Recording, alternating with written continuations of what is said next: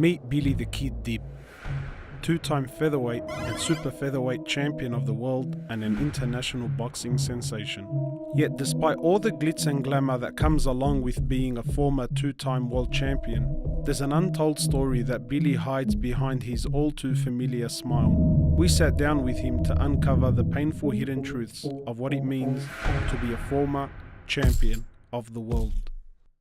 To many, becoming world champion is an accomplishment like no other, and to Billy, this was no different.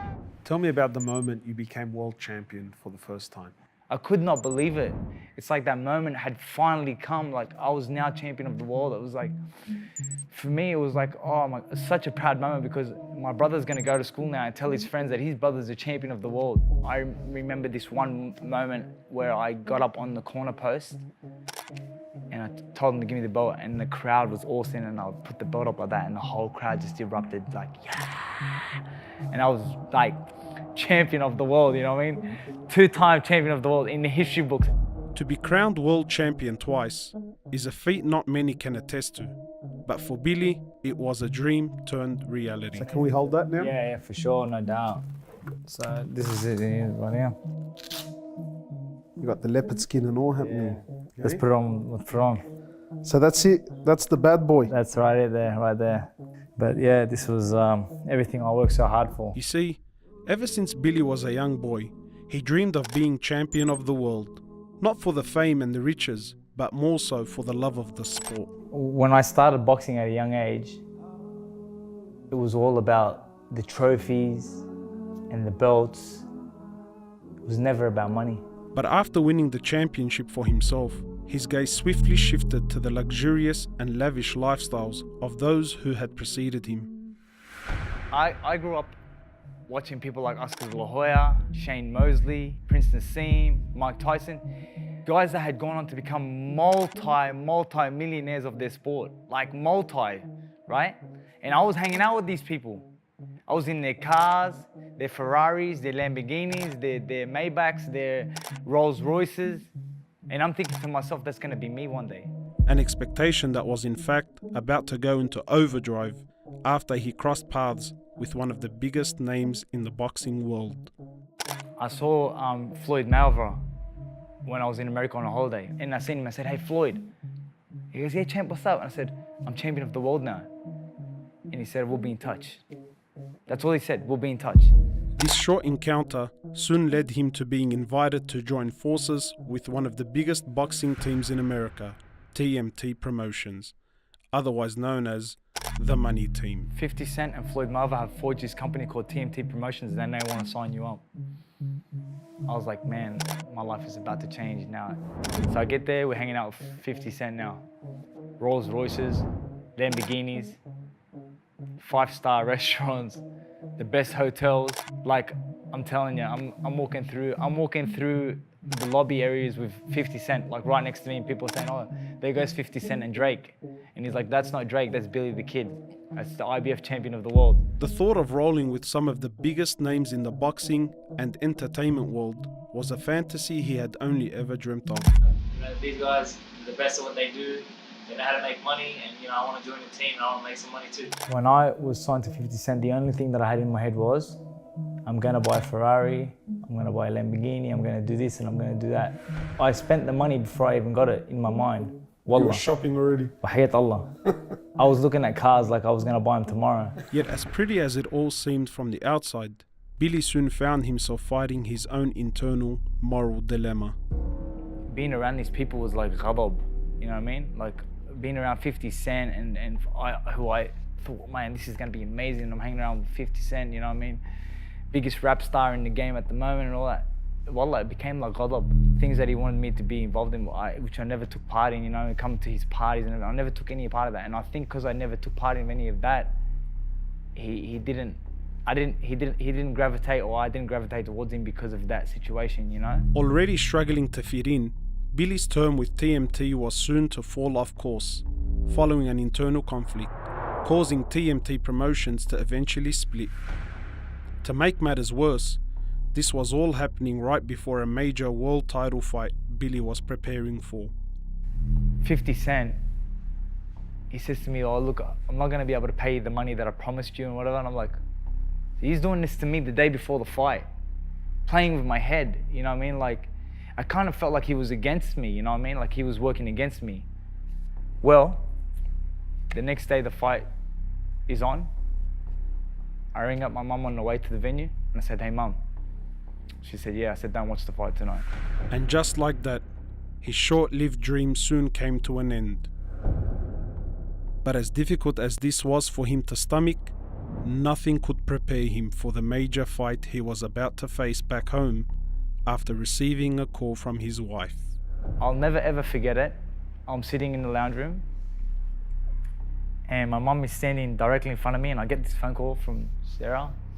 She goes, hey, what are you doing? I said, nothing. She goes, oh, where are you? I said, I'm at home. She goes, oh, are you sitting down? I said, yeah. She goes, oh, okay, cool. I just want to let you know, I got cancer. I said, what? She goes, I've got cancer. And I was like, you're joking. And then she just burst into tears, started crying. And I was like to my mom, I go, she's got cancer. And my mom's like, oh my God. 2 months and 10 days later, his wife sadly passed away, leaving Billy grief-stricken and at the lowest point in his life.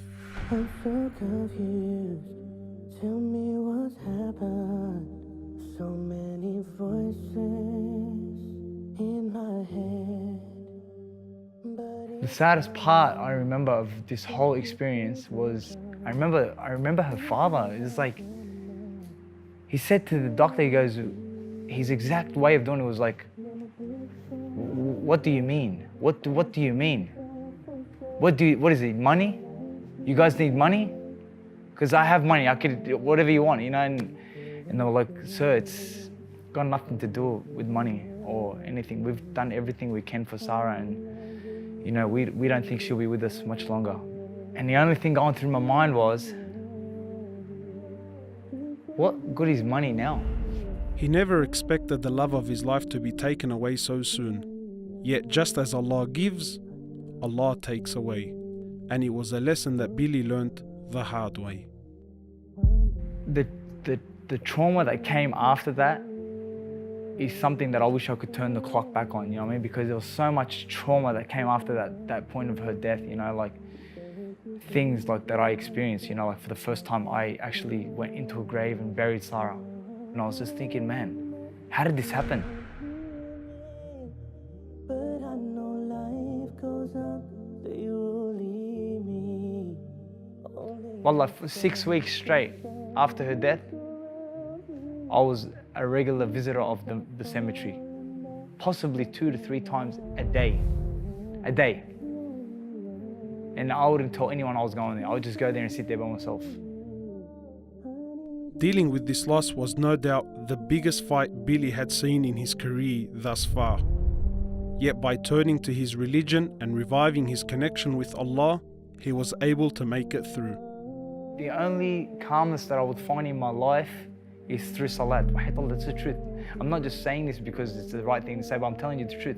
Anytime that I was feeling pain or hurt or upset about something, I felt like, you know what, I'm just gonna salat and just, I'm gonna ask Allah, help me, take this sorrow away from me, help me, you know, and after Sarah's death, wallah, the sorrow lasted for a long time. How has being a Muslim helped you throughout your life?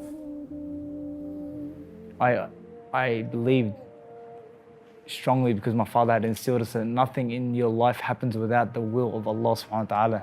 And everything that you face is a test, and any calamity that you face is just a test, and it's just about doing your best to come out better on the other side. It's a test, everything's a test. And Sarah's death was a major test for me. Losing fights was a big test for me. And I just felt like I got through them because, you know, because I remained steadfast and I stayed on my belief that, khalas, this is what Allah had willed for me. You see, all along, Billy thought being world champion would promise him a life of riches and happiness. Yet through his roller coaster of a journey, he has slowly come to realize the bitter reality. And you know what I used to say?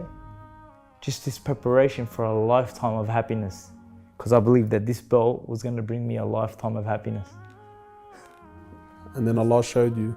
the happiness doesn't come through a title, you know what I mean? Comes from Allah. That's right. You know what I mean? As a boy, Billy used to spend his days praying to be champion of the world. Yet today, he prays for something completely different. What do you pray for now? I'll tell you what I pray for. I pray that Allah subhanahu wa ta'ala takes me while He's pleased with me. Because I know that this life is not promised. And we could be days, months, or years away from death. And I just pray that Allah subhanahu wa ta'ala keeps me steadfast and takes me only when He's pleased with me. Because this dunya means nothing. It really doesn't. You know what? You just do the best you can, inspire as much as you can, fear Allah as much as you can, and hope for Allah to take you in a time when you're ready. I ask Allah that He gives you what you ask Him for. Ameen. And more. May Allah reward you, Mom. Thank you for this opportunity, Billy. We all have stories to tell, and I pray that this was a story that will remind you and I of our true purpose in life.